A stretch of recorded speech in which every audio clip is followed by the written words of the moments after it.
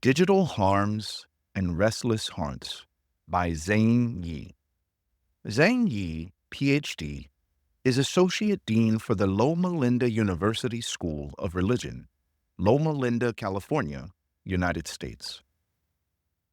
You have likely had a parishioner express her exasperation with her kids who are, quote unquote, always on their phones or, quote unquote, won't come out of their room. Maybe you are a parent yourself and have noticed your kids constantly looking at their phones and wondered if it is related to the drastic change in attitude you have observed in them. They just do not seem to be interested in anything else anymore. All this, it turns out, is part of a wider mental health emergency. It is becoming apparent that the constant virtual connectivity provided by phones adversely impacts health, especially in youth and young adults. They are suffering. Parents are struggling. Schools, communities, and governments are grappling with what to do. As a result, it presents pastors and congregations who care about whole person health with the opportunity to provide timely resources to individuals and families, helping them navigate the excesses and persistent intrusions of the digital world. The rise of the digital age. The problem is even worse than many of us have thought. It has led Vivek H. Murthy, the U.S. Surgeon General, to recommend the placement of warning labels akin to those required on cigarette packages on social media sites.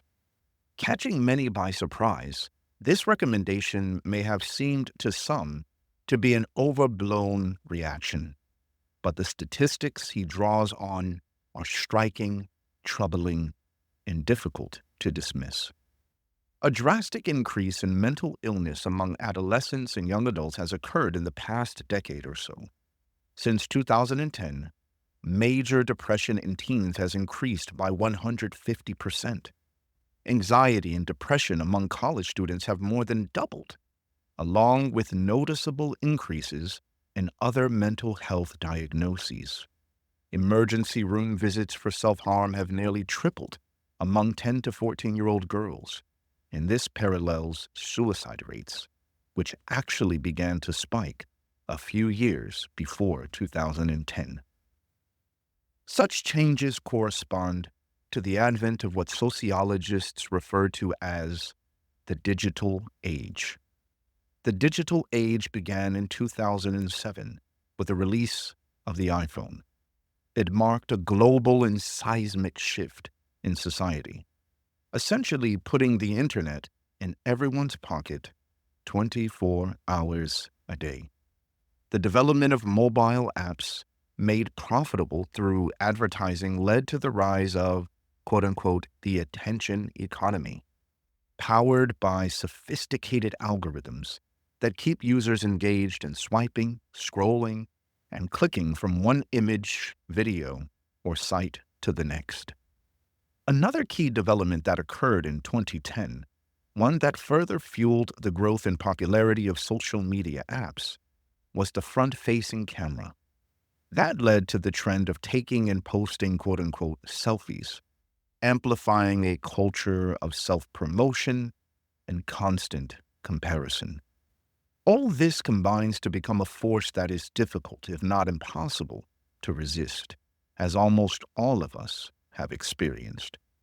Digital distraction is a real problem for everyone. The reason is physiological. Quote, the smartphone is the modern-day hypodermic needle, delivering digital dopamine 24/7 for a wired generation, end quote, writes psychiatrist Anna Lemke. Thankfully, there are resources for busy adult professionals seeking to recapture their ability to focus and get things done. However, the frontal lobes of youth are still developing. So self-control, which is hard enough even for adults with fully developed brains, often goes out the window. It helps explain why many teens spend up to 9 hours a day viewing screens. That's over 60 hours a week. And it does not count the time they spend thinking about what they have seen or are missing on social media. As youth spend all this time on their devices, four foundational harms are inflicted on them, according to Jonathan Haidt, author of The Anxious Generation. These harms, social deprivation, sleep deprivation, attention fragmentation, and addiction, contribute to declining mental health. Simply put, as young people spend more time on their phones, they have less in-person contact with others and do not get much needed sleep. The distraction is intrusive and constant, an average of 237 or more notification alerts coming each day, making focus impossible. Teenagers are hooked to an intentionally designed system of virtual triggers and rewards, and they experience actual withdrawal symptoms when deprived of them. Navigating the digital age. Jesus expressed deep concern and appreciation for children when here on earth. I believe he is even more concerned for them today. The young are particularly susceptible to the powerful technological and economic forces currently shaping them. But turning back the clock to a simpler time is impossible. Disciplining, lecturing, and shaming will not work. The bans and restrictions at school that are being enacted by more and more states apply only during school hours. What happens when students go home and no one is watching? Churches have adapted to the development of smartphones and social media as a valuable medium for ministry, releasing sermons, podcasts, music, and social media posts that can be shared widely and quickly. While these positive media can provide a healthier alternative to other options, they leave the excesses and dangers of the medium unaddressed. As such, threats become more and more evident. How might pastors and the congregations they lead help address this societal crisis? Educate. For starters, address this issue in your preaching and teaching, but avoid the temptation to be moralistic. Quote, "What's wrong with this generation?" End quote. Or an idealistic Luddite. Quote, "We should get rid of smartphones." End quote. People often feel shame and despair over the issue. Help youth and their families understand they are not alone and that God loves them. Provide them with hope. Explain through workshops and seminars what is happening to them and why. Organize a small group using some of the resources noted in this article. Resource. A sermon series or a weekend seminar, however, will not undo the damage done to young people through the years. Anxiety, depression, addiction, and suicidality are serious mental health issues. Beyond offering pastoral counseling and prayer, connect people to mental health professionals in the congregation or community. As needed, recommend and make referrals to social workers, marriage and family therapists, or psychologists. Network. Many churches already host support groups such as Alcoholics Anonymous and Celebrate Recovery. Such groups leverage the power of connection and community to help individuals in their journey to greater wholeness. In like manner, pastors can create support groups for youth and parents to share their challenges with digital distraction and addiction. Encourage conversations about best practices and shared norms between families to create a healthy digital counterculture. Organize. Provide opportunities for young people to digitally disconnect together, as well as to experience deeper interpersonal connections. Help kids discover the great outdoors through hiking or camping trips, or, as pastor and author Darren Whitehead recently did, organize a digital fast for your church. challenging people to experience the quote-unquote joy of missing out.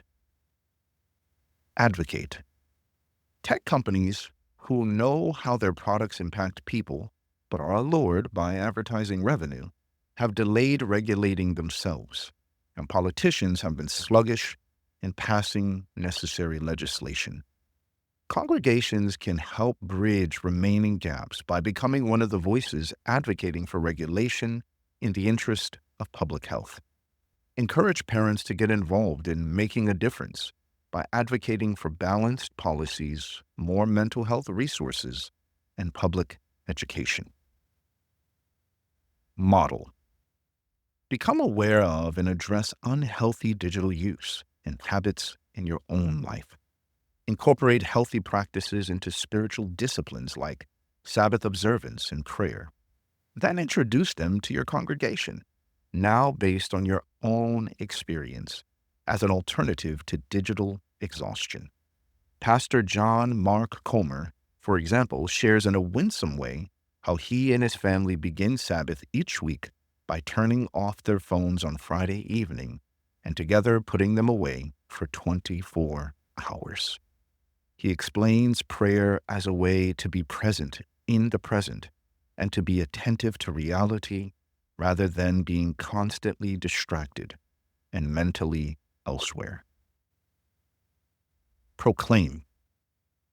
Quote, "Our hearts are restless until they find rest in you," end quote.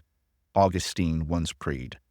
His prayer identifies spiritual longings that predate the digital age, longings that only the gospel and a relationship with God can fill. God continues to offer both digital natives and victims his living water that can truly satisfy. Preach on such texts as Ecclesiastes 3:11, quote, "He has also set eternity in the human heart," end quote. Jeremiah chapter 2:13, quote, "They have forsaken me, the spring of living water," end quote. Psalm 42 verse 1, quote, "As the deer pants for streams of water, so my soul pants for you," end quote. Psalm 131 verse 2, quote, "I have calmed and quieted myself," end quote. In John 4:13 and 14, quote, "Everyone who drinks this water will be thirsty again, but whoever drinks the water I give him or her will never thirst," end quote. We can connect our digital searching to our legitimate, deeper spiritual desires and invite people of all ages to find rest and satisfaction in what only Christ can provide. A ministry of reconciliation. Theologian Paul Tillich has characterized the human condition as one of estrangement. We are estranged from ourselves, from each other, and ultimately from God. Today, we witness how smartphones and social media, utilized uncritically, amplify and intensify such estrangement, even as they promise to alleviate it. Communities of faith are called to play a crucial role in, to borrow the words of the Apostle Paul, the ministry of reconciliation, helping people become fuller versions of themselves, their faces reflecting more of God's image and less of the soft, cold glow of their phones. By identifying and addressing the relevant issues and providing healthier alternatives, pastors can help others experience what Jesus came to give, quote unquote, life to the full. For bibliographical and biblical references on this article, and for much more content for pastors and church leaders, please visit ministrymagazine.org.